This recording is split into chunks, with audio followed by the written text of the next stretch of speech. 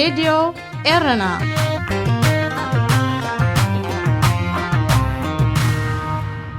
زخبر سلامتنا تقبلوا أو رحقن كربان أو اشتهجرن واتسام كوينكم نمدبات راديو إيرنا التكتاتلو زخبركم سمعتنا نايلوم سوني إسران حدن مسكرم كل التشحن إسران فنونا كموترو بزينا يجمر فلما أرستاتو أبساوا أما أتوتسنبرو سلسة تمهارو بوحشتو سيدوم أب صومال أوشتي حموش توارح سلسة نايتسانات نفرتي وديغان أب أوغندا زركب مكررس تبهالة تاريخاوي يونيفرسيتي ببارعانيو راديو إيرنا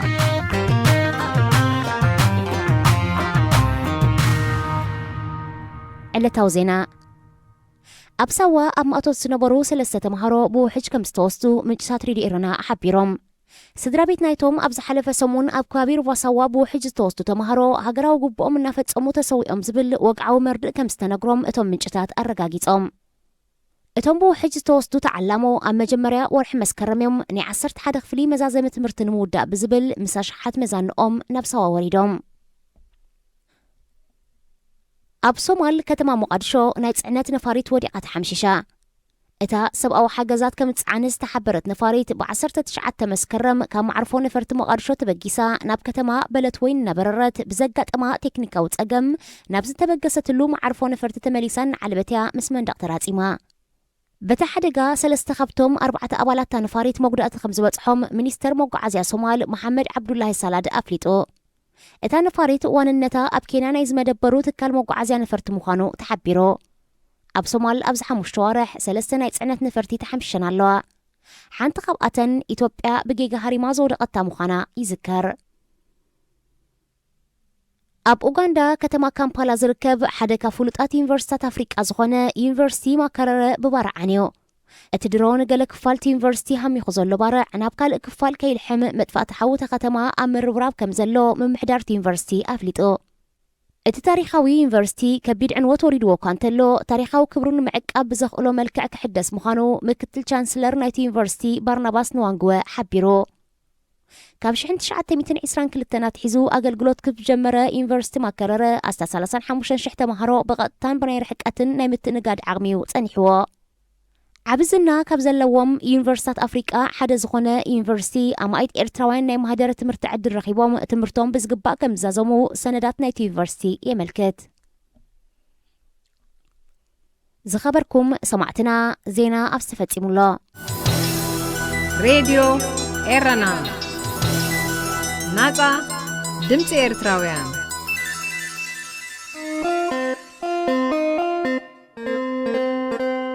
ጨና ኣዳም ኣብ ራድዮ ኤረና ክብራት ሓያትልትና ከመይ ቀኒኹም ወይኒ ሱሌማኒ ናይ ሎሚ ትሕዝቶ መደብ ጨና ኣዳም እንሆ ክሳብ ፍጻመ መደብ ክትከታተሉ ብኽብሪ ይዕድመኩም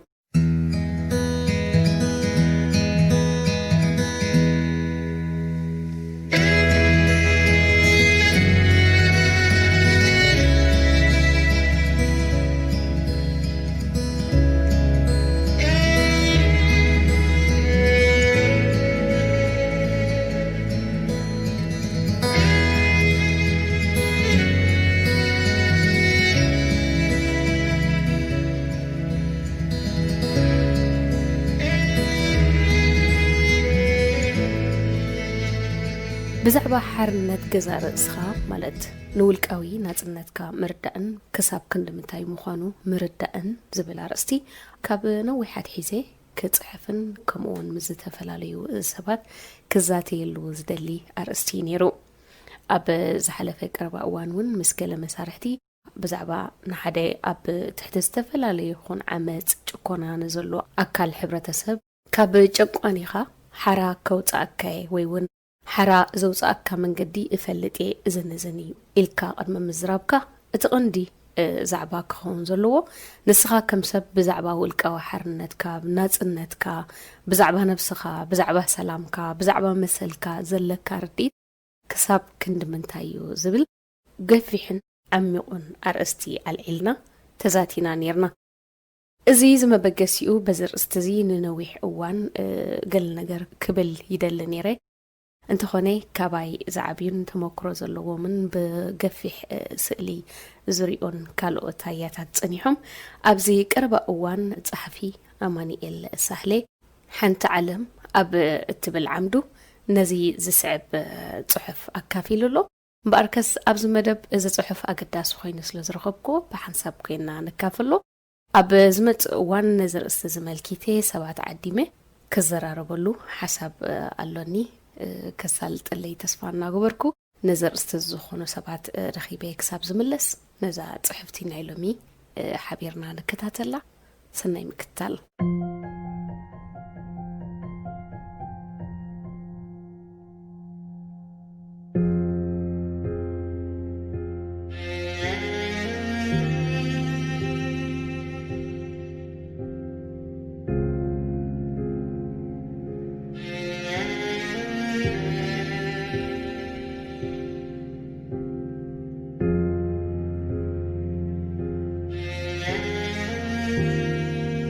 ባርያስ ኣብዛ ዓለም ካብ ኩሉ እንታይ ደስ ይብለካ ኢሉ ምስተሓተተ ናፃ ምስ ወፃእኩ ናይ ባዕለይ ባርያ ክህልወኒ እየ ዝደሊ ኢሉ ይበሃል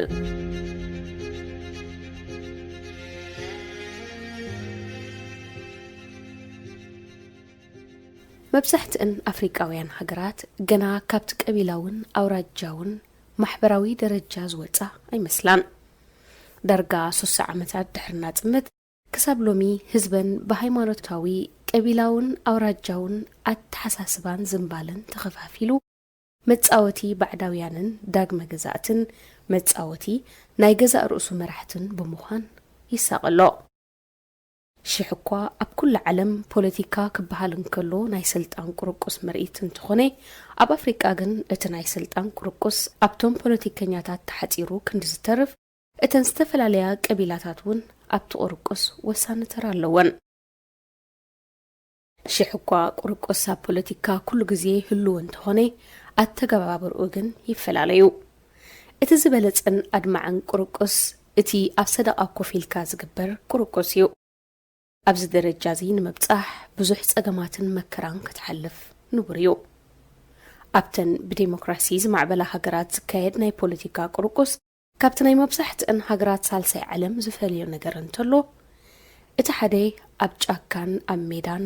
ብጠያይትን ብቦምባን እቲ ካልእ ድማ ኣብ ሰደቓ ብዘረባን ብዘተን ምክያድ እዩ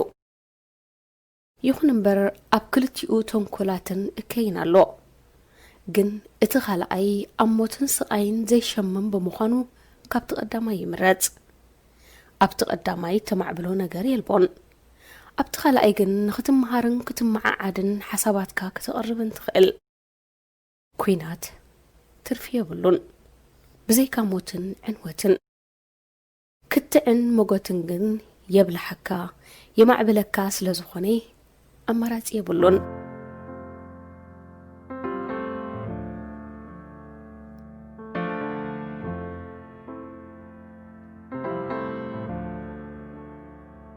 ኣናብስ ኣብቲ ኣንበሳዊ ሕብረተሰብ ኮይኖም ደረጅኦም ንኸጠናኽሩን ጥጡሕ ማሕበራዊ ቦታ ንኽሕዙን ሕሕሕ ይበሃሃሉ ኣብ መንጎኦም ድማ ገለ ናይ ስልጣኖም ከይግፈፎም ዝርዕዱ ንኣሽቱ ሽደናት ኣርእሶም ብምልዓል ቱታ ቱታ ይብሉ ባእስን ዕግርግርን ምንኽኻስን ምጉያይን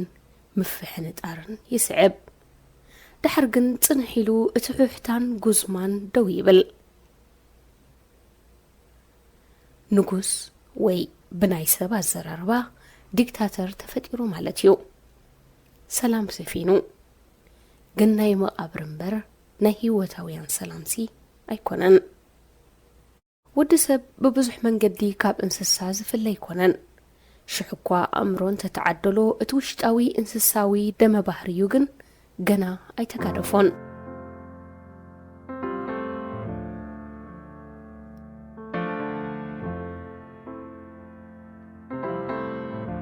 ሓደ ሳይንሳዊ ማለት ሳይንቲስት ከም ዝብሎ ዘመናዊ ወዲ ሰብ ኣብ ስልጡን ከተማታት ይነብር እኳ እንተሃለወ እቲ ውሽጣዊ ድራኽኡ ግን ከምቲ ናይቶም ኣብ ዘመነ እኒ ሕምባሻ ከሎ እምኒ ኣብ በዓቲ ዝነበሩ ኣቦታት እዩ ዘይሩ ግን ኣብቲ ሰብ ዘለዎ ኣብኡ ድማ ጭቆና ኣሎ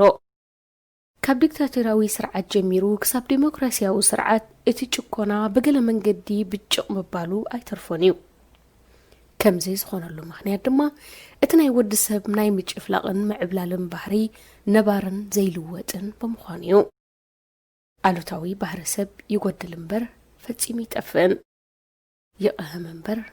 ፈጺሙ ይምውትን እዩ ኣብዚ ኩነታት እዚ ማለት ኣብቲ ሰብ ክትፃወሮ ዘይክእል ናይ ጭኮና ኩነታት ገለ ጉጅለታት ካብቲ ህዝቢ ተፈልዮም ንዑ ንዓና ሰዓቡና ነፃ ክነውፃእኩም ኢና ክብሉ ይስምዑ ብዙሕ ሰብ ድማ ይስዕቦም ንምዃኑ ካብ ምንታዮም ከ ነፃ ዘውፅኡ ካብ ጭቆንቲ ድዩ ወይስ ካብ ጭቆና ካብ ጭቆንቲ እንተኾይኑ ጭቆና ንበይኑ ዝነብር ናይ ሰብ እንስሳዊ ባህሪ ብምዃኑ ባዕላቶም እውን ከም ሰብ መጠን ጨቆንቲ ካብ ምዃን ነፃ ክኾኑ ኣይክእሉን ኣብቲ ደሞም ስለ ዘሎ ባርያስ ኣብዚ ዓለም ካብ ኩሉ እንታይ ደስ ይብለካ ተባሂሉ ምስተሓተተ ነፃ ምስ ወፃእኩ ናይ ባዕለይ ባርያ ክህልወኒ እየ ዝደሊ ኢሉ ይበሃል ከምዚ ኢሉ ምዝራቡ ድማ ጽልኡ ምስቲ ጨኳኒ ደኣምበር ምስቲ ጭቆና ከም ዘይኮነ የረጋግጸልካ ስለዚ ንርእሱ ናፃ ወይ ሓራ ዘየውፅእ ሰብ ናፃ ወይ ሓራ ከውፃእካ ኣይክእልን ሰብ ካብ ናይ ካልእ ሰብ ጭቆና ናፃ ከውፃእካ ይኽእል ይኸውን ካብቲ ናቱ ጭቆና ኸ ናፃ ከውፃእካ ይኽእል ዶ ሰብ ካብ ካልእ ሰብ ብምንታይ ይፍለእ በመሰረቱ እቲ ናፃ ከውፃእካ ዝብለካ ዘሎ ሰብ ወይ እውን ውድብ ንርእሱ ካብ ናይ ስልጣን ህርፋን ናፃ ድዩ ኣቦም ርኡኸ እቲ ንስልጣንን ጭቆናን ዝፈላሊ መጋርጃ ኣሎ ድዩ ኣብዚ ግዜ እዚ መትከልን ግብርን ናይቶም መውፃእቲ ሓራይና ዝብሉ ተቓለስትን ምንቅስቓሳቶምን መራሕቶምን ኣበይ ናይ ደረጃ ተሸሚሙ ከም ዘሎ ንኹሉ ብሩህ እዩ ኣብ ነብሶም ሓርነት ዘየለ ኣብ ካልእ ሰብ ከስፍንዎ ኣይክእሉን መዓረር ዝጥዕም ቃላቶም ውሽጡ መርዚኡ መልሓሶም ከም ናይ ተመን ጨዳድዩ ሸፈጥን እከይን መጋበሪ ፖለቲኮም እዩ ልቢ ሰብ ምስላብ ይኽእሉ ነቲ ዝኣምኖም ሒዞም ድማ ናብ ገደል ይኣትዉ ስለዚ እቲ ብነብሶም ዘየለ ጽሩይ ልብን ጽሩይ ኣእምሮን ኣብቲ ህዝቢ ከንፀባርቕዎን ከተግብርዎን ኣይክእሉን ካብቲ ጭቋኒ ደኣዮም ሓራ ዘውፁኻ እምበር ካብቲ ጭቆና ሓራ ከውፁኻስ ብምንም መንገዲ ኣይክእሉን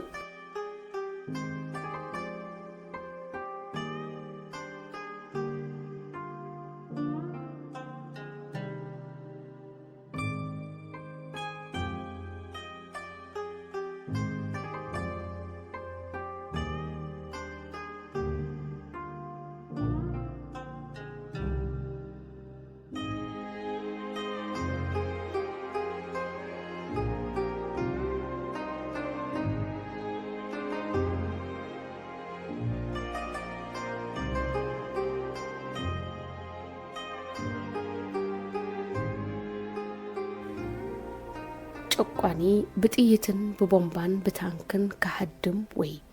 ክስጎግ ይኽእል እዩ ጭቆና ግን ብጥይት ኣይጠፍእ ብቦምባ ይስንበድ ብታንኪ ይሃድም በዚ ምኽንያት ዝኽኣዩ መብዛሕትኦም መውፃእቲ ሓራይና ዝብሉ ጭቆና ብርሰትን ዕንወትን ገዲፎም ኢልካ ዝኸዱ ሓራ ዘውፁኻስ ትምህርትን ማሕበራዊ ፖለቲካዊ ንቕሓትን እዩ እቲ ንኽትነቅሕን ንኽትፈልጥን ዝኽልክለካ ሓይሊ ክትምክቶ ዝሓሸ እዩ ሰኣና ብእዋኑ ተንሲእካ ብውልቅን ብጉጅለን ብማሕበርን ብምክርኻርን ምምካትን ግን ግዜ ምስ ነውሐ መውፃእቲ ሓራ ይፍጠሩ እሞ ድሕሪ ነዊሕ ስቓይን መከራን ናፃ የውፅኻ ነቲ ዝላደኻሉን ኣካልካ ዘማሰነን ጭኮና ብሓድሽ መንገድን ቅድን ገይሮም ድማ ዳግማይ የቕርብልካ ካልኣይ ግዜ ዶ ክንዛረብ ኮይና ብምባል ድማ ነቲ ብሓድሽ ቅዲ ተሰፊዩ ዝመፀካ ናይ ስቓይን ጭቆናን ካባ ወይ መንጠሊና ለቢስካ ስቕልካ ትነብር ክሳዕ ካልኦት ተመሳሰልቲ ሰብተራ ተላዒሎም ናፃ ከውፅኡኻ ዝፍትኑ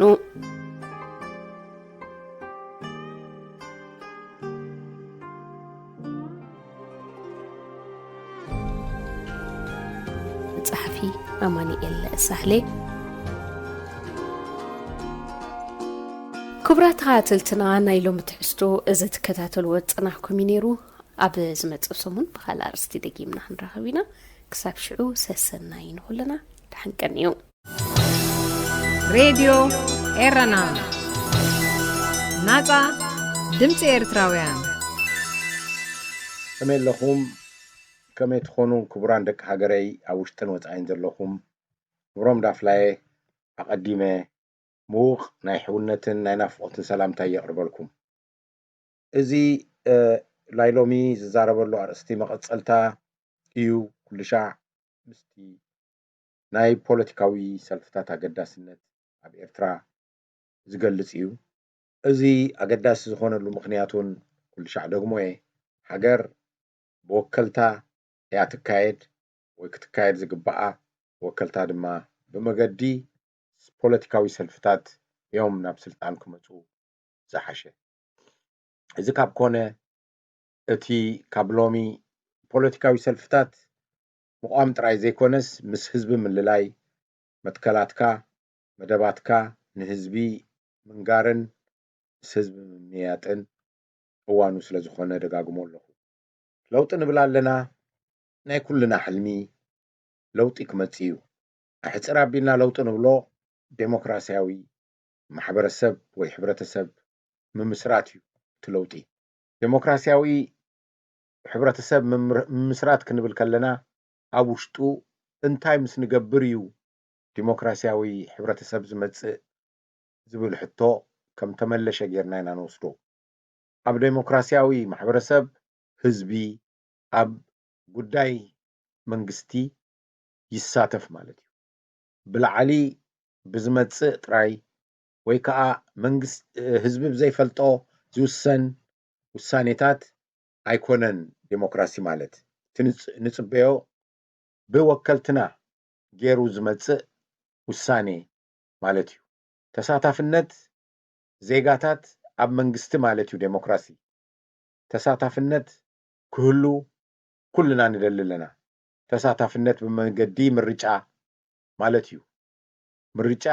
ባዕልኻ ክትምረጽ ይኹን ንካልኦት ክትመርጽ መሰል ክህልወካ ማለት እዩ እዚ እዩ ዴሞክራሲያዊ ማሕበረሰብ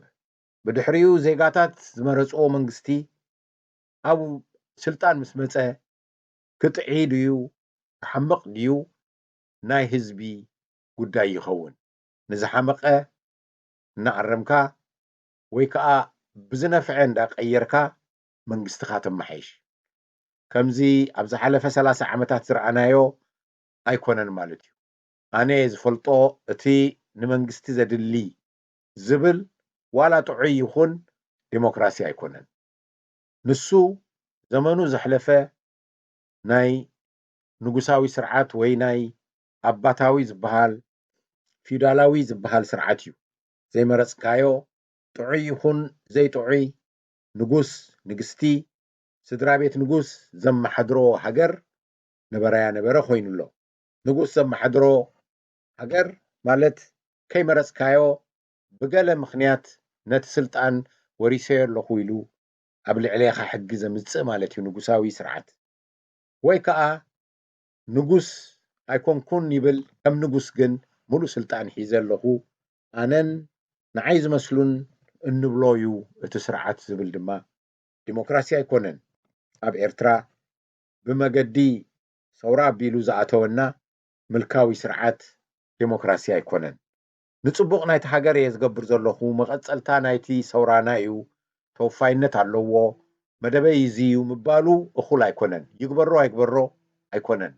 ሓደ ሰብ ምስትሱ ዝመረጾም ሰባት ጥራይ ኮይኑ ከም ማሕድረካ ዴሞክራሲ ኣይኮነን ዋላ የጸብቕ ነቲ ሃገር ዋላ ይኽፍእ ንሓደ ሰብ ወይ ንሓደ ሰልፊ ንዘለዓለም ስልጣን ኣይተረክብን ኢኻ ስለዚ ናይ ለውጢ ክንብል ከለና ንደልዮ ዴሞክራሲያዊ ስርዓት ብተሳታፍነት ህዝቢ ኣብ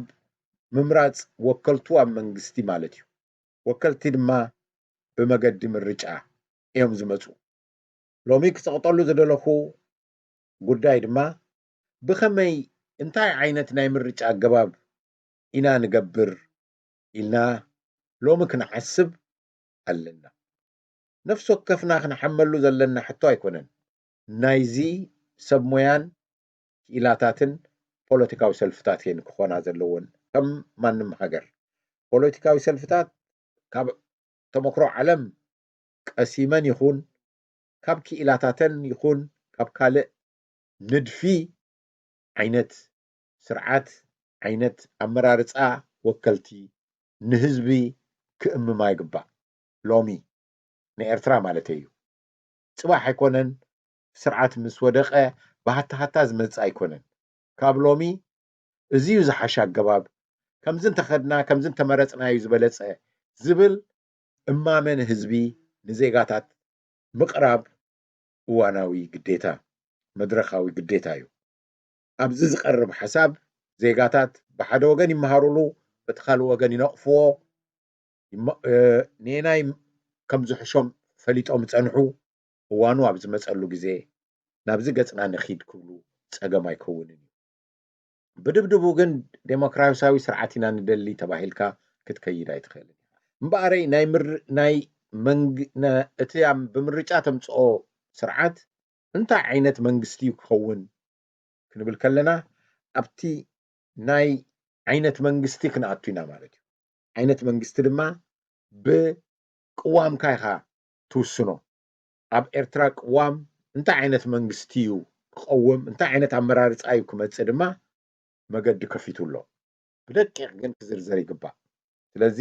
ኣብ ቅዋም ዘይኮነስ ካብ ቅዋም ብዝወፅእ ሕግታት ናይ ምርጫ ኣገባብን እቲ ዝሓሸ ምስናትና ተመክሮን ባህልን ዝሰማማዕ እንታይ ዓይነት እዩ ምባል ሎሚ እዩ እዋኑ ዴሞክራሲ ክበሃል ከሎ ኣብቲ መጀመርያ ዝበልክዎ ለውጢ ንዲሞክራሲ ኢለ ኣለኹ ኣብቲ ዴሞክራሲያዊ ስርዓት ንትከል ንብለሉ ዘለና ምክንያት ምልስ ኢልና ሓደ ነጥብታት እንደጠቂስና ከምቲ ዝበልክዎ ልዕልነት ሕጊ ክነግስ እዩ ዴሞክራሲ ንደልዮ ዘለና ዜጋታት ኣብ መንግስቶም ክሳተፉ ብምምራጽ ይኹን ባዕሎም ክምረጹ ወይ ከዓ ክመርጹ ንካልኦት እዚ እውን ናይ ዴሞክራሲያዊ ስርዓት ባህሪ እዩ ኩሉ ሙሉ ሕጋዊ ማዕርነት ኢና ንሓትት ዘለና ፖለቲካዊ ናጽነት ኢና ንደሊ ዘለና ልዕልነት ሕጊ ኢና ንደሊ ዘለና ልዕሊ ሕጊ ኮፍ ዝብል ዝኾነ ሰብ ይኹን ኣካል ክህሉ የብሉን ኢና ንብል ዘለና ዜጋ ጥርዓኑ ከቕርብ እንድሕሪ በቲ ሕጊ መሰረት ኣይከይድን እዩ ዝብል እንተኮይኑ ጥርዓኑ ዘኽብረሉ ኣገባብ ወይ ከዓ መሰሉ ዘኽብረሉ ኣገባብ ናይ ጥርዓን መገዲ ክህሉ ከም ሰላማዊ ሰልፊ ድዩ ሬፈረንዱም ድዩ ወረቐት ድዩ ሃልዩ ካብ መስመር ወፂኡሎ ዝብሉ ዜጋታት ከይፈርሑ ነቲ መንግስቲ እንተላይ ነቲ ፓርላማ ጥርዓኖም ዘቕርብሉ ስምዕቶኦም ዘቕርብሉ መገዲ እውን ክህሉ ኣለዎ ኢና ንብል ኣብ ዴሞክራሲ ኣብ ቅድሚ ፍርዲ ከይቀረብካ ክትፍረድ የብልካን ይብል ዴሞክራሲ ከምኡ ድማ ሰብኣዊ መሰል መሰረታዊ ሰብኣዊ መሰል ክግፈፍ የብሉን ኣብ ገዛኻ ክድፈር የብሉን ብዘይ ምክንያት ክትእሰር የብልካን ካልእ ማልእ እውን ከምኡ ዝኣመሰለ መሰረታዊ ናይ ሰብኣዊ መሰል ክኽበር ኣለዎ ውድብን ማሕበራትን ናይ ምግባር ድማ መሰል ክህሉ ኣለዎ እዚታት ዝኣመሰለ ነገራት እዩ ዴሞክራሲ ንብሎ ኣብ ኤርትራ ድማ ከም ሕልሚ ጥራይ ኮይኑ መዓስ ኢና ንጭብጦ ንብሎ ዘለና ማለት እዩ ዜሩ ፖለቲካ ናይ ሃገር ብታሕተወት እዩ ቁፅፅር ክግበረሉ ዘለዎ ብዜጋታት ማለት እዩ ዜጋታት ዝወሰንዎ ነገር እዩ ኣብቲ መንግስቲ ክመጽእ ዘለዎ ምባል እዩ እዚዩ ድማ ኣብ ሓደ ሃገር ጥዕሙካ ክትቅመጥ ትኽእለሉ ኣገባብ እቶም ደቂ ሃገር ብዝወሰንዎ ይኸይድ ማለት እዩ ከምኡ ካብ ኮነ ዴሞክራሲ እሞ ተሳታፍነት ናይ ህዝቢ ካብ ሃለወ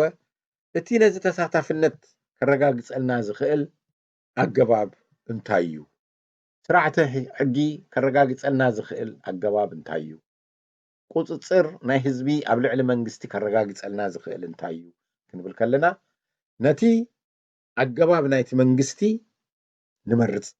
ኣገባብ ወይ ከዓ እንታይ ኢና ንብል መልክዕ ናይቲ ዘማሕድረካ መንግስቲ ትመርፅ ማለት እዩ ብክልተ ዓበይቲ ዓይነት መንግስታት እየን ብህዝቢ ዝምረፃ እታ ሓንቲ ዓይነት እቲ ሓደ ዓይነት መንግስቲ ፕሬዚደንታዊ መንግስቲ እዩ ብፕሬዚዳንት ዝምራሕ ስልጣን ንፕሬዚዳንት ትህበሉ መንግስቲ እዩ እቲ ካልኣይ ድማ ባይቶኣዊ መንግስቲ እዩ እንታይ ማለት እዩ እዚ ባይቶኣዊ መንግስቲ እንተኮይኑ ኩሉ ስልጣን እቲ ዝለዓለ ስልጣን ካብ ህዝቢ ዝወሃብ ስልጣን ንባይቶ ንወይ ንሃገራዊ ባይቶ እዩ ዝወሃብ ማለት እዩ ዝኾነ ይኹን ካልእ ፕሬዚዳንት ይኹን ጠቅላይ ሚኒስተር ይኹን መራሕ መንግስቲ ትሕቲ ባይቶ ይመሓደር ማለት ብናይ ባይቶ መምርሒ ይኸይድ ካብ ባይቶ ዝሃቦ ስልጣን ወፃኢ ኣይህልዎን እዩ ማለት እቲ ካልኣይ ድማ ባይቶ ስልጣን እንዳሃለዎ ከሎ ፕሬዚደንት ዝበሃል ድማ ካልእ ብሕጊ ዝወሃቦ ስልጣን ትህቦ ማለት እዩ ወይ ፕሬዚደንት ዝበሃል ነቲ ፈፃሚ ኣካል ናይ መንግስቲ ካብተን ሰለስተ ነቲ ሓንቲ ማለት እዩ ንፈፃሚ ኣካል ዝውክል እዩ ፕሬዚደንት ወይ ፈፃሚ ኣካል መዓልታዊ ስራሕ ናይ ሃገር ዘካይድ ዝውስን ካብ ባይቶ ወፃኢ ስልጣን ኣለዎ ወይ ስልጣን ብሕጊ ይወሃቦ እዩ ማለት እዩ እዚ ምናልባት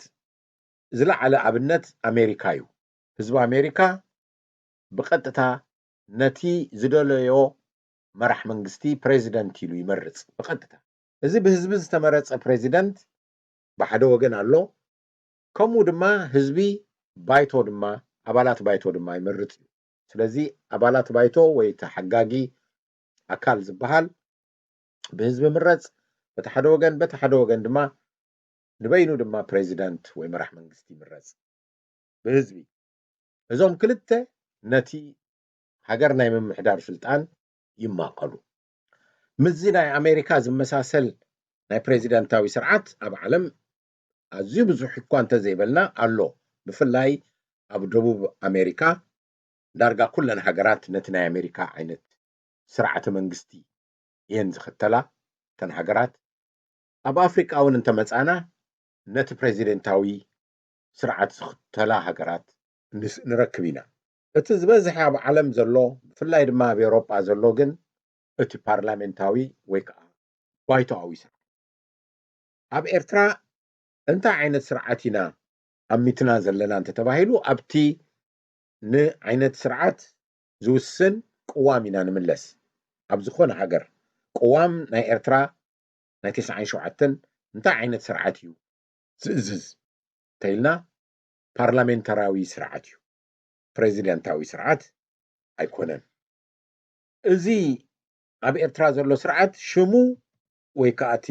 መራሕ መንግስቲ ፕሬዚዳንት እኳ በሃል እምበር ፖለቲካዊ ፓርላሜንታራዊ ስርዓት እዩ በሃል እቲ ቀንዲ ምክንያቱ ድማ ኩሉ ስልጣን ኣብ ኢድ ሃገራዊ ባይቶ ከም ዝፀንሕ እምበር ምስ ፕሬዚዳንት ከም ዝማቐሎ ኣይእዝዝን እዩ ቅዋምና ቅዋም 97 ንፕሬዚዳንት ዝኾነ ይኹን ካብ ባይቶ ነፃ ዝኾነ ስልጣን ኣይሃቦን ከምቲ ኣብ ካልእ ሃገራት ዝረኣናዮ ማለት እዩ ኣብ ባይቶኣዊ ስርዓት እቲ ንቡር መፀውዒ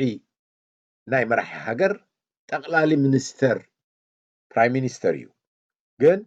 ስም ኣየገድስን እዩ ፕሬዚዳንቱን ክበሃል ይኽእል እዩ ኣብ ቅዋም ኤርትራ ፕሬዚዳንት ተባሂሉ ኣሎ እቲ ዝበዝሐ ባህርያቱ ግን ናይ ፓርላሜንታራዊ እዩ ወይ ባይቶኣዊ ኣብ ሓደ ሃገር ፕሬዚደንትን ጠቅላይ ሚኒስተርን ክህልው ንቡር እዩ እዚ ኣብ ዝኾነሉ እዋን እቲ ፕሬዚዳንት ስማዊ ስልጣን ጥራይ ይሕዝ እሞ እቲ ቀንዲ ስልጣን ናይ ምምሕዳር ሃገር ናይ ምውሳን ንጠቅላሊ ሚኒስተር እዩ ዝወሃቦ ምናልባት ናይ ጎረቤት ሃገር ኢትዮጵያ ኣብነት መብዛሕትና ንፈልጦ ኢና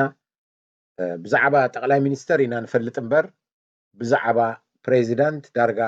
ኣይንሰምዕን ኢና ስማውን ነቲ ሃገር ክውክል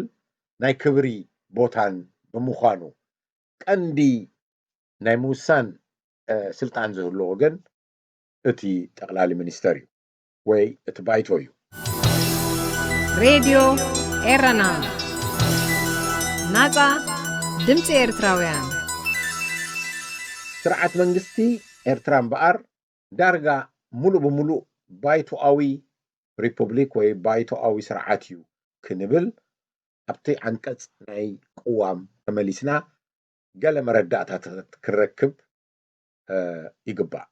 ነዚ ዝእምቱ ዓንቀጻት ኣብ ናይ ቅዋም 97 ብናተይ ግምት እዞም ዝስዕቡ እዮም። ኣብ ዓንቀጽ 31 ብህዝቢ ዝምረጽ ሃገራዊ ባይቶ እዩ እምበር ብህዝቢ ዝምረጽ ፕሬዚዳንት ኣይኮነን ይብል። ከምኡውን ፕሬዚዳንት ብሃገራዊ ባይቶ እዩ ዝምረጽ። እዚ እዩ ትቀንዲ ኣብ ዓንቀጽ 32 ማለት እዩ ናይ ቅዋም ሃገራዊ ባይቶ ብህዝቢ ምረጽ፣ ሃገራዊ ባይቶ ድማ ብግዲኡ ካብ ውሽጡ ካብ ኣባላቱ ፕሬዚዳንት ይመርጽ። እዚ ኣብ ዓንቀጽ 32 8 ኣሎ። እዚ እዩ እቲ መእሰሪ ሃገራዊ ባይቶ ልዕሊ ፕሬዚደንት እዩ። ሃገራዊ ባይቶ ኣባላቱ ብህዝቢ ምረጹ ወከልቲ ህዝቢ ኮይኖም ናብ ዝለዓለ ስልጣን ናይ ሃገር ይመጹ። ብድሕሪኡ ካብ ውሽጦም በዓሎም ዝእዝዝዎ መራሕ መንግስቲ ይመርጹ። ኣብ ኤርትራ እቲ መራሕ መንግስቲ ፕሬዚዳንት ዝብል ሽም ተዋሂቡ ኣሎ። ኣብ ዝበዝሑ ሃገራት ድማ ጠቅላይ ሚኒስተር ይበሃል። እቲ ሽም ኣየገድስን እዩ፣ ስልጣን እዩ ዘገድሰና። ካልእ እውን ነዚ ፕሬዚደንት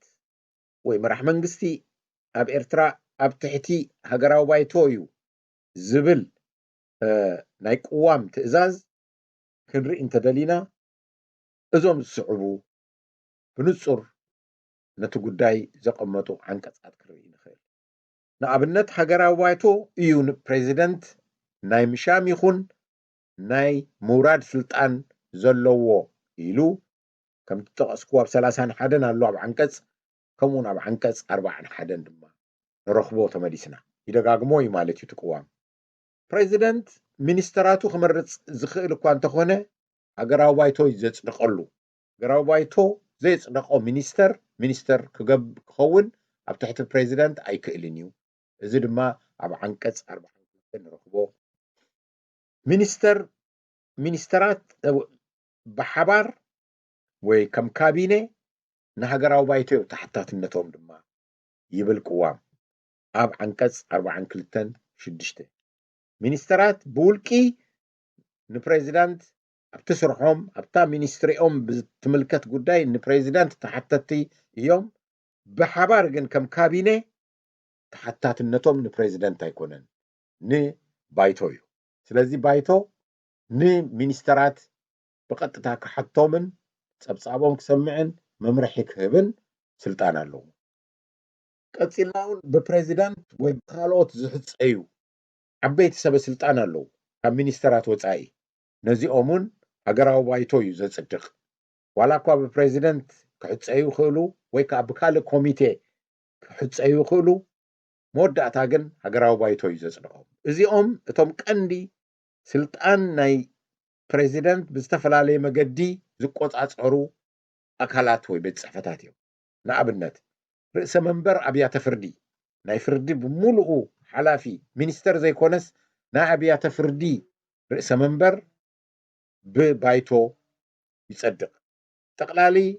ኣመሓዳሪ ሃገራዊ ባንክ ኩሉ ንፊናንሳዊ ጉዳይ ናይ ሃገር ዝመርሕ ብሃገራዊ ባይቶ ይጸድቕ። ካብ ሚኒስትሪታት ወፃኢ ኮሚሽነራት ወይ ኮሚሽናት ብሃገራዊ ባይቶ ጸድቁ። ተጸባጻቢ ወይ ከዓ ኦዲተር ጠቕላሊ ኦዲተር ናይቲ መንግስቲ እውን ብሃገራዊ ባይቶ ይምዘዝ ይጸድቕ። እዚ ኣብ ዓንቀጽ 42 ንረኽቦ። ኩሎም ፈራዶ ላዕለዋይ ኣብያተ ፍርዲ ብሃገራዊ ባይቶ ይጸድቁ። ዝኾነ ሓደሽቲ ሕግታትን ኣዋጃትን ዘጽድቕ ሃገራዊ ባይቶ እዩ። ሃገራዊ ባጀት ሃገራዊ ባይቶ ይጽድቆ። ምርጫ እውን ነቲ ኮሚሽን ናይ ምርጫ ዘካይድ ሃገራዊ ባይቶ እዩ ዘጽድቕ። እዚ ኩሉ ኣብ ዝተፈላለዩ ዓንቀጻት ዝርከቡ እዮም። ንኩሉ ዘጠቃልል ሓደ ዓንቀጽ ግን ዓንቀጽ 32 ሓደ እዩ። ህዝባር ሓደ ዝኾነ ሓይሊ ሕጊ ዘለዎ መምርሒ ኣብ ሃገር ዝጸድቕ ብሃገራዊ ባይቶ ጥራሕ እዩ። ዝኾነ حيلي حجي زلوه ممرحي هاجراو بايتو بز حجي زلنا اب إرترا كله حجي تتحيسلو نبللو مخنيات زي ولقى ملكيو ديكتاتورشيب نبللو زلنا مخنيات إرترا إذا عنقص 30 حنت مينستري نهزبي دحر حجي إزي يقبريو إذا يقبرني لا كتوص كمز حجي اب إرترا زقبر زلو أيكالني رومي اب صعدا ورقت ويا بغازيطا دحر زي علت زي كمز مقبار أيكالنيو كمز مقبار تريفولو إزي كقبر اللوو زبل ممرحي زوص نسمعو زلنا مون هاجر اب عبدبد أتيو زلو قداي زي حقاوي مخنياتو هاجراو بايتو زي صدقو ممرحي مينستري كتوص أيتخلنيا بريزيدنتون كوص أيكلني بيت صحفت بريزيدنت ناي صدقتا أكال كوص أيكلني بيت فردي كوص أيكلني زخون علخو إلو زمكح زلو كوص أيكلني أوصاي إمباسيتات كوصو أيكلونيا زخون يخون ممرحي كاب هاجراو بايتو طرايو زوص زي عنقص 32 إزبار حدا نريو نكلو زأسر حيلي ازيهم بار ديمقراسي مالت نمنتاي هاجراو بايتو حدا سبا يكونن هاجراو بايتو قوامي بورشا زمت سلطان يكونن هاجراو بايتو كاب حزبي زوهاب سلطان بخمي بمرجع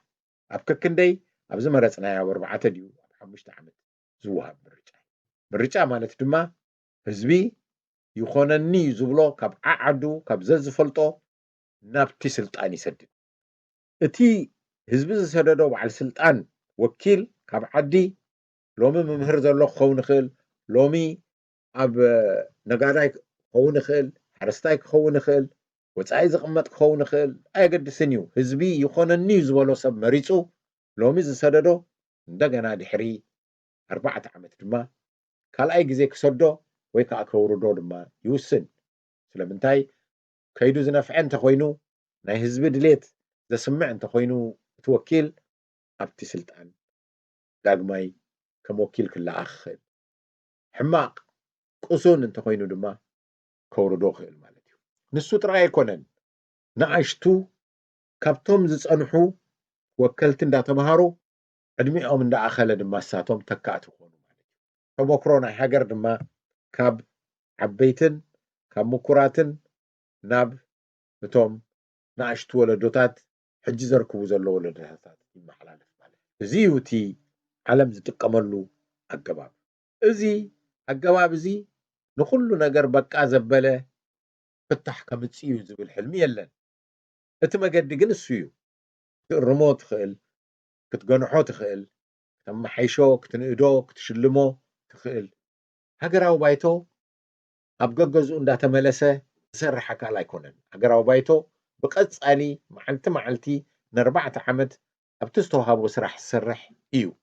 ነዚ ዘድልዮ ዝኽፈል እዩ ነዚ ስራሕ ክሰርሕ ቤት ፅሕፈትን ተሓጋገዝትን ክኢላታትን ዝግበረሉ ኣካል እዩ ብወፃኢ ዝመፁ ኣማኽርቲ ዝወሃቦ ኣድላይ እንተኮይኑ ዝወሃቦ ኣካል እዩ 4 ዓመት ወይ 5 ዓመት ክሰርሕ ብቐፃሊ እንድሕር ክኢሉ ተመክሮ ከጥሪ እዩ ማለት እቲ ተመክሮ ድማ ኣሉታዊ ድዩ ኣወንታዊ ነቲ ድሕሪኡ ዝመፅእ ኣካል መምሃሪ እንዳኾነ ኸይድ እዚዩ ተሳኢኑ ዘሎ ኣብዚ 30 ዓመት ናይ ናፅነት ኤርትራ ድሓን ክሳብ ቅዋም ዝመፅእ ክሳብ እዚ ዝኸውን ተፀሚምና በቲ ዝፀንሐ ንሕና ዘይመረፅናዮ ኣካል ናይ ህዝባዊ ግንባር ንማሕደር እሞ ኣበይ ከይኸደና ድሓር መወከልትና ንመርፅ ኢሉ እዩ ህዝቢ ቀሲኑ እወ ክትመርፁ ኢኹም ቁሩብ ተፀመሙ ድማ ኢሉ ነቲ ህዝቢ ዕሽዩ ማለት እዩ ህዝባዊ ግንባር ናብ ህግደፍ ተቐይሩ ድሓን ህግደፍቲ ኣበይ ኣብ ስልጣን ክመፅእ ኣብ ናይ ተጋደልቲ ናይ ቀደም ማሕበር ኮይኑ ክተርፍ እዩ ኢሉ ህዝቢ ቀሲኑ ኣሚኑ ንስዋኣቱ ንተጋደልቱ ዘይኣመነ ንመን ከኣምን እቶም ዝፈልጡ ለባማት ኤርትራውያኑን ዋላ እኳ ጉጉይ መገዲ ይኸይድ ኣሎ ኢሎም እንተጠርጠሩ ድሓን እስከ ንፀበዮ ኢሎም ተፀሚሞሞ ክሳብ ቅዋም መፂኡ ባይቶ ተገይሩ እቲ ናይ ስልጣን ኣገባብ መገዲ ክሕዝ እዚ ግን ኣይኮነን ድሕሪ 98 ኩሉ ተጠሊሙ እምበኣር እቲ ንደልዮ ኩሉ ኣብ ሃገራዊ ባይቶ እዩ ዝጠቃለል ስልጣን ኣብ ሃገራዊ ባይቶ ክመጽእ እዩ ለውጢ ንብል ዘለና ክንብል ይግባእ መጠቃለሊኣ እዚኣ ንምሁርን ብዙሕ ተመራመረን ኣይኮነን እዚ ንዝኾነ ዜጋ ክፈልጦ ዝግባእ ዝኽእል ኣምር እዩ ስልጣን ንሃገራዊ ባይቶ ይወሃብ ኢና ክንብል ሃገራዊ ባይቶ ድማ ወከልትናዮም ንሕና ኢና ንመርጾም ክንብል ኣለና እዚኣ እያ ናብዚኣ ክንበጽሕ ኢና ለውጢ ንብል ዘለና እቶም ዝመረጽናዮም ወከልቲ ብድሕሪኡ እንታይ ክገብሩ እዮም ብንቡር ኣገባብ እቲ ዘመን ዝጠልቦ እንዳገበሩ ክኸዱ ህዝቢ ብመገዲ ድምፁ ዘስማዓሉ ማዕከናት ራድዮ ጋዜጣ ቴሌቪዥን ኢንተርኔት ብዝኾነ ይኹን ዓይነት ነቶም ወከልቲ ድምፂ ህዝቢ ክበጽሖም እዩ እንድሕር ፈጺሞም መገዲ ስሒቶም ሰላማዊ ሰልፊ ክገብር እዩ ሰላማዊ ሰልፊ ሽሙ እውን እኮ ይነግር እዩ ብሰላም ብዘይጎነፅ ድምፁ ከስምዕ ኣብ ጽርግያታት ክወጽእ እዩ እዚ ኩሉ ባይቶ እቲ ዝመረጹ ህዝቢ ዝመረጾም ሃገራዊ ባይቶ ድምፂ ህዝቢ ክሰምዑ እንድሕር ዘይክኢሎም ብከምዚ ዓይነት ክዓግቶም ይኽእል መወዳእታ ግን ምርጫ ስለ ዝግበር ነቶም ዘይደልዮም ብዝደልዮም ክመርጽ ይትክኦም ይኽእል እዚ ዝዛረቦ ዘለኹ እምበኣር ሓፈሻዊ መትከላት እዩ እምበር ኣብ ደቀቕቲ እንታይ ማለት እዩ ኣብ ዝብል ክዛረበሉ ክእለቱን የብለይ ስራሕ እውን ኣይኮነን እዚ ስራሕ እዚ ናይቶም ፖለቲካ ሃገር ክመርሑ ኣብ ቅድሚት ክመፁ ዘለዎም ፖለቲካዊ ሰልፍታት እዚ እዩ እቲ ኣብ ፖለቲካዊ ሰልፊ ነድህብ ዝብለሉ ቀንዲ ምክንያት ፖለቲካ ሃገር መን እዩ ዝገብሮ ክበሃል ከሎ ነቲ መንግስቲ ኢና ገዲፍናዮ ቀደም ቅዋም መን ገይርዎ እቲ መንግስቲ ነቲ መንግስቲ መን ገይርዎ ማንም መን ገይርዎ ናይ ኤርትራ መንግስትስ መን ገይርዎ ኣብ 91 ማንም ኣይገበረን መንግስቲ ኣይገበርናን መንግስቲ ባዕሉ እቲ ተቃሊሱ ዝመፀ ገድሊ ባዕሉ ብሓይሊ ብረት እዩ ሒዝዎ ህዝቢ ግን ኣይተቃወሞን ስለ ዝኾነ ጥራይ እዩ ዝተቃወምዎ ድማ ድምፆም ኣይተሰምዐን ንህዝባዊ ግንባር እዚ ሒዝካዮ ዘለካ ስልጣን ሕጋዊ ኣይኮነን ዝብሉ ዝነበሩ ከም በዓል ተጋድሎ ሓርነት ኤርትራ ዝነበሩ ይኹኑ ካልኦት ኣይተሰምዑን ስለዚ ናይ ህዝቢ ድምፂ ኣይተሰምዐን እቲ ብሓይሊ ዝመፀ ናይ ህዝባዊ ግንባር ሓይሊ ድሓር ድማ ህግደፍ ዝበለ ቅዋም ኣነ ክነድፍ ናይ ምርጫ ሕጊ ባዕለይ ክነድፍ ናይ ጋዜጣ ሕጊ ባዕለይ ክነድፍ እንዳበለይ ዝመፅእ ነይሩ ናይ ቁጠባ ባዕሉ ነግር ህዝቢ ግን እዚ ይኹነለይ ኢሉ ዝዛረበሉ ናይ ወከልቲ ኣገባብ ግን ኣይገበረን እምነት ጥራይ እዩ ሃገር ድማ ብእምነት ኣይከይድን እዩ ብወኪል ጥራይ እዩ ዝኸይድ እምነት ሓጋዚ እዩ ምርጫ እዩ ዲሞክራሲ ድማ ቀዳማይ ፈርኡ ምርጫ እዩ ምርጫ ምግባር እዩ ምርጫ ብምንታይ ብኸመይ ይኸይድ ግን ነፍሱ ዝኸኣለ ስነ ፍልጠት ወይ ከዓ ቴክኒክ ስለ ዘለዎ ክዛረበሉ ኣይክእልን እየ ግን ኣዝዩ ከቢድ መደብ ዘድልዮ ስለ ዝኾነ እቲ ምርጫ ኣገባብ ብሕጊ ክውሰን ኣለዎ ቀዲሙ ነዚ እውን ፖለቲካዊ ሰልፍታት እየን ተቐሪበናሉ ክፀንሓ ዘለወን ካብ ሎሚ ከምዚ ዓይነት ምርጫ ኣገባብ ኢና ንገብር ክብላ ኣለዎ ምናልባት እቶም ተወኪስኩም መፅሓፍቲ ይኹን ካልእ ናይ ክኢላታት ፅሑፋት ተመክሮታት ተወኪስኩም ነዚ ጉዳይ እዚ ክትከታተሉ ትደልዩ ብዙሕ ብዛዕባ እዚ ዝተፅሓፈ ወይ ዝተባሃለ ኣሎ ብእንግሊዝ ኤሌክቶራል ሲስተም ዝብሎ እዩ ምርጫ ምክያድ በሃገር ደረጃ በሃገር ንዝፍለጡ ሰልፍታት ዲና ክንገብር ሓደ መገዲ እዩ ንመን ኢኻ ትመርፅ ክትበሃል ከለኻ ንመን ኢኻ ክትመርፅ ንሰልፊ ዲኻ ትመርፅ ዋላሲ ንሰባት ትፈልጦም ሰባት ኢኻ ትመርፅ ኣብቲ ባይቶ ክመፁ ወይስ ንክልቲኡ ኣብ ዓዲ ዝቕመጥ ኣብ ሓደ ንእሽተይ ከተማ ዝቕመጥ ኣብ ገጠር ዝቕመጥ ነንሕድሕዱ እቲ ሓደ ምስቲ ሓደ ይፋለጥ እዩ ማለት ኣይኮነን ስለዚ ዝቐለለ መገዲ ነቲ ትፈልጦ ትመርፀሉ ኣብ ነፍሲ ወከፍ ዘለኻዮ ዓዲ ወይ ከተማ ንዘሎ ሰብ ትመርፀሉ ኣገባብ ሓደ ኣማራጺ ናይ ምርጫ እዩ እቲ ካልእ ድማ ንሃገራውያን ዝኾና ንህዝቢ መርገጺአን ዘፍለጣ ሰልፍታት ምምራጽ እዩ ብኡ ኣቢሉ ዝመፁ ወከልቲ ናብ ሃገራዊ ባይቶ ምምራጽ ማለት እዩ ወይ ከዓ ሕውስዋስ ንኽልቲኡ ጌርካ ምምራጽ እዩ እዚ ኩሉ ምድላው የድልዮ ነቲ ሃገር ብዝሕተ ቅማጦ መቒልካ ክንደይ ወከልቲ ግብኦም ምባል ከድሊ እዩ ነፍሲ ወከፍ ናይ ምርጫ ኣውራጃ ወይ ናይ ምርጫ ዞባ ክንደይ ወከልቲ ክገብር ይግባእ ተባሂሉ ክግበር ዘለዎ እዩ እዚ ኩሉ ምድላው የድልዮ መምርሒ ኣይኮነን እዚ ህዝቢ ክፈልጦ ኣለዎ ክመሃረሉ ኣለዎ እዚ እምበኣር ፖለቲካዊ ሰልፍታት ስራሕ ኣለወን ዓጢቐን ኣብ ዲቕ ዝበለ ናይ ሃገር ምምራሕ ኩነታት ከኣትዋ ኣለወን ንብለሉ ዘለና ምክንያት እዚ ስርዓት ምስ ወደቐ መሰጋገሪ መንግስቲ ክንገብር ኢና መሽዑ ክሪኦ ኢና ዝበሃል ናይ ምትሕልላፍ ወይ ከዓ ናይ ስራሕ ሓላፍነት ናይ ዘይምውሳድ ወይ ናይ ገርህነት ኣገባብ ክተርፍ ኣለዎ ባህላየ ገርህነት እዩ እዚ ስርዓት ምስ ወደቐ ንርክበሉ ኢልካ ዓበይቲ ናይ ሃገር ኩነታት ምውንዛፍ ኣነ ዝዛረበሉ ዘለኹ ገለገለ ኣርእስቲ ካብ ባሕሪ ብጭልፋ እዩ ንኩሉ ዘርዚሮም እዚ እውን ክግበር ኣለዎ እዚ እውን ክንዳለወሉ ኣለና ዝበሃል ክንዝርዝር እንተኮይና ኣዝዩ ብዙሕ እዩ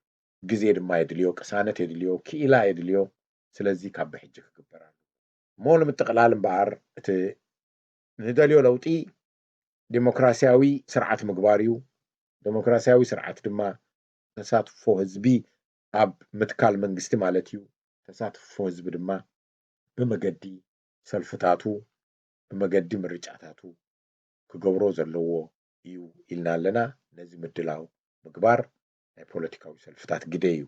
ህዝቢ ኣብ ፖለቲካዊ ሰልፍታት ተወዲቡ ስርሑ ክጅምር ኣለዎ ፖለቲካዊ ሰልፍታት ድማ ተን ዘለዋ ክቕልቀላ ዘየለዋ ቆይመን ንህዝቢ መደበን ከስምዓ እዋኑ እዩ ኣብ ዝብል መደምደምታ ንምብጻሕ ናይ ሎሚ ዘረባይ ዝነበረ ፅን ኢልኩም ስለ ዝሰማዕኹም እየ መስግን ክብሮም ዳፍላየ ዝወድሐንኩም ሬድዮ ኤረና ናፃ ድምፂ ኤርትራውያን ዝኸበርኩም ሰማዕትና ነዚ ሰዓት እዚ ተዳልዩ ዝነበረ ሓፈሻዊ መደባትና ኣብ ዝፈፂምና ኣለና ሬድዮ ኤረና